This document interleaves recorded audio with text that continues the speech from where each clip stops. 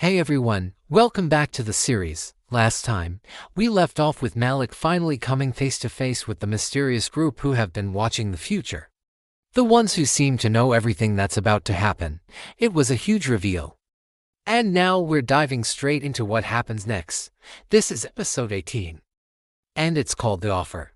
The room is silent, heavy with unspoken questions.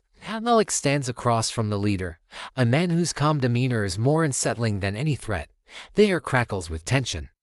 The leader's voice cuts through the quiet, smooth and measured. We've been watching you. Malik, we know what you've been doing with the phone. Trying to save people, one by one. It's admirable, but it's also inefficient. A drop in the ocean. Malik clenches his fists, his knuckles white. He's been running on adrenaline and fear for weeks.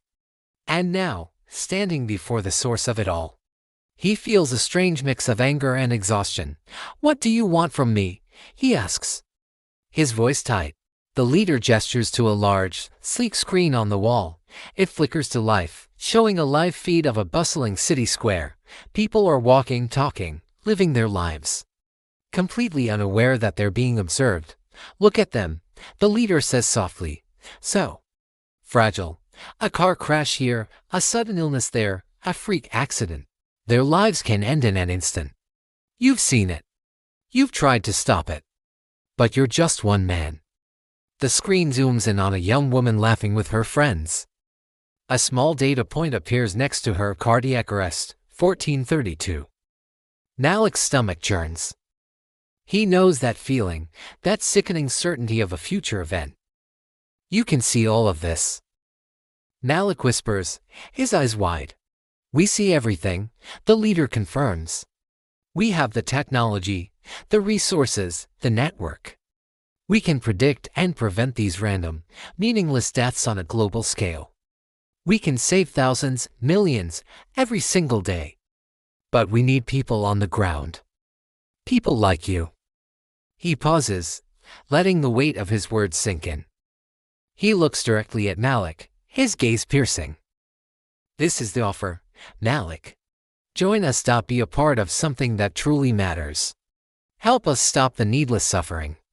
Malik's mind is racing. This is what he wanted, wasn't it? The power to save everyone, not just the few he could reach. But there's a catch. There's always a catch. And if I say no? The leader's expression doesn't change, but a coldness enters his voice. If you say no, he says calmly, you walk out that door. We'll wipe your memory of this meeting, of us. You'll go back to your life. You'll forget everything. You'll live in blissful ignorance while people continue to die, knowing, somewhere deep down, that you could have done something. The weight of the choice is crushing. A chance to save millions versus returning to a normal life, forever haunted by a forgotten truth. Malik looks from the screen back to the leader, his heart pounding in his chest. He thinks of the people he saved, the ones he couldn't. He thinks of the power he holds in his hand. The choice seems impossible. There's a long silence. Finally, Malik finds his voice, asking the one question that has been burning in his mind. And the phone? He asks, his voice barely a whisper. What happens to the phone? The leader leans forward across the table, his eyes locking onto Malik's.